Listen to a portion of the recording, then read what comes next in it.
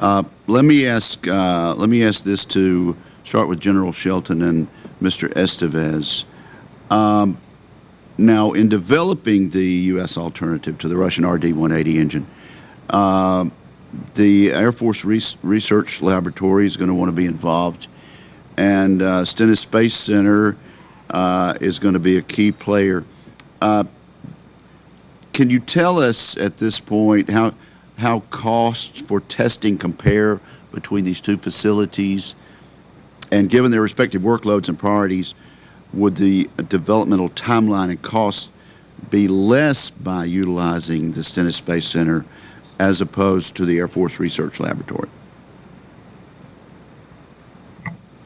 Senator, I couldn't give you an outright comparison, and I wouldn't necessarily expect it would be an either or. I would think that that would be divvied up. We've had work going on in the Air Force Research Laboratory facility since 2007 on the hydrocarbon engine. That was part of the direction coming out after the decision to not co-produce RD-180s and to stockpile instead.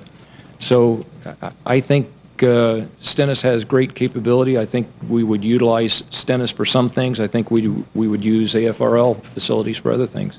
And we would use commercial facilities for yet other things. Okay, and before we move to Mr. Estevez, you could go back, though, and get the committee some cost comparisons for testing in the past and supply them to us on the record. Would you be able to do that? Yes, sir. Look for that and let us know. We'll try to do something that's apples to apples. That may be difficult, but we'll give it a shot. Okay. Mr. Estevez. First, I would reiterate what General Shelton said. But we're looking at this, how to move forward with a replacement for the RD-180 as a whole of government issue. To Mr. Lightfoot's earlier comments, we would look at what NASA capabilities, as well as what we have inside the Department of Defense, and as what General Shelton said, look at what the commercial sector is also doing. So we haven't decided what the best way forward is, ergo it's preliminary to decide where we would start that development.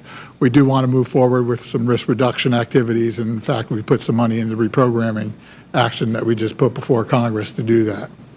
Mr. Estevez, do you agree, though, with the General that Stennis and the Research Laboratory would be key players? I do. In any path forward? I do. Okay, now for all of you, who wants to volunteer here? GAO has argued that there's room for improvement in coordination between NASA and DOD for future programs. Who has seen this report, and what do you believe could be done to make the improvements that GAO has suggested would need to be made? Who wants to tackle that? Mr. Lightfoot? I'll start, and I'll let these guys jump in. We've done several things to... Do they have a point? I think when the report came out, they had a point. I think we've done a lot since then, though, to improve that communication. Yes, sir. We both have folks on site at some of at all of our new entrants and at the ULA folks as well. And we share the information as best we can across each other, depending on where the certification process is between the launch vehicles.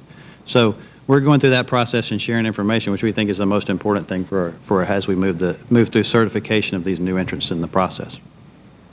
Okay.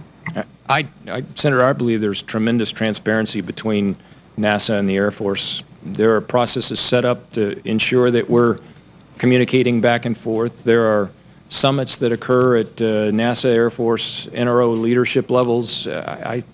It's hard to imagine it could be any better. So we have different requirements. The GAO conclusion was perhaps a little unfair in your judgment. Senator, that's not what I'm saying. Things of the past, I would agree there were some areas we could do better in, and we have. Okay. Well, Mr. Estevez, let me ask you this. We're all agreed that there's a great opportunity for public-private partnerships in this engine development idea.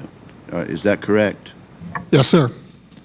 In fact, we're doing an assessment now about what course to take in replacement for the RD-180. And, you can look at an inside government only development. That's probably not the best course, but we're going to look at that. look at jump-starting some things, some risk reduction, and then turning that to the private sector, and hopefully that they'll build. That's one way to do it. Public-private partnership is another way. And so we have an assessment after the Mitchell study laid out some ways forward that is ongoing inside the Air Force right now, and we expect that to come out sometime this fall. General Mitchell, you want to conclude my brief few seconds on that issue? Yes, sir.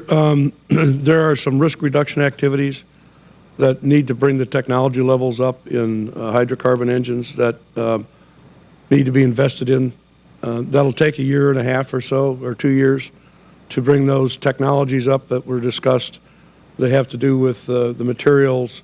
They have to do with the modeling of the combustion instability and some of the piece parts of the engine itself, injectors and other components that need to be matured over the next year and a half to position yourself to start a full-scale development program, probably in the late FY16, FY17 timeframe. Thank you, Mr. Chairman.